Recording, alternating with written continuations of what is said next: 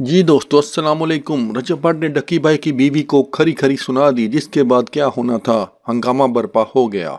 रजब भट्ट निजी TV channel के एक शो में शरीक हुए, जहां उन्होंने अपनी महंगी शादी और फैमिली ब्लॉगिंग पर होने वाली तनकीद पर खुलकर गुफ्तगू की। रजब भट्ट अपनी फैमिली व्लॉग्स के लिए मशहूर हैं और इनके कमोबेश 5.64 मिलियन सब्सक्राइबर्स हैं। इनकी शादी पर सोशल मीडिया पर शदीद तनकीद की गई, क्योंकि इस शादी की महंगी तकरीबात, बेतहाशा खर्चे और मेहमानों के अडले तलल्ले, जिसे फैंस ने नापसंद किया था। रजब भट्ट ने फैमिली ब्लॉगिंग का दिफा करते हुए कहा कि मैं आपको डक्की भाई की मिसाल दे सकता हूँ। उन्होंने गेमिंग और रोस्टिंग की, जिसमें वो गालम गलौज किया करते थे। ये लोगों को अच्छा नहीं लगता था, इसलिए उन्होंने मजबूरन से छोड़ दिया। जब डक्की भाई ने अपने छोटे भाई के साथ रोजाना फैमिली ब्लॉगिंग शुरू की तो इन्हें कामयाबी मिली, लेकिन शादी के बाद वो क्या कर सकते थे? वो अपनी बीवी को छुपा तो नहीं सकते थे जो इनके साथ है। लोग इनसे नफरत करें चाहे कुछ भी हो, क्योंकि वो आला डिजिटल तख्लीकारों में से नहीं है। रजब भट्ट का ये बयान सोशल मीडिया पर वायरल हो गया कि डक्की भाई अपनी बीवी को छुपा तो नहीं सकते थे। इसके बाद रजब भट्ट पर तनकीद का ना रुकने वाला सिलसिला शुरू हो गया। डक्की भाई फिलहाल चुप साधे हुए हैं, यानी कि खामोश हैं, लेकिन डक्की भाई की बीवी पर कोई तंज करे और वो बर्दाश्त कर जाए, ऐसा मुमकिन नहीं। देखते हैं आने वाले दिनों में रजब भट्ट को डक्की भाई क्या जवाब देते हैं।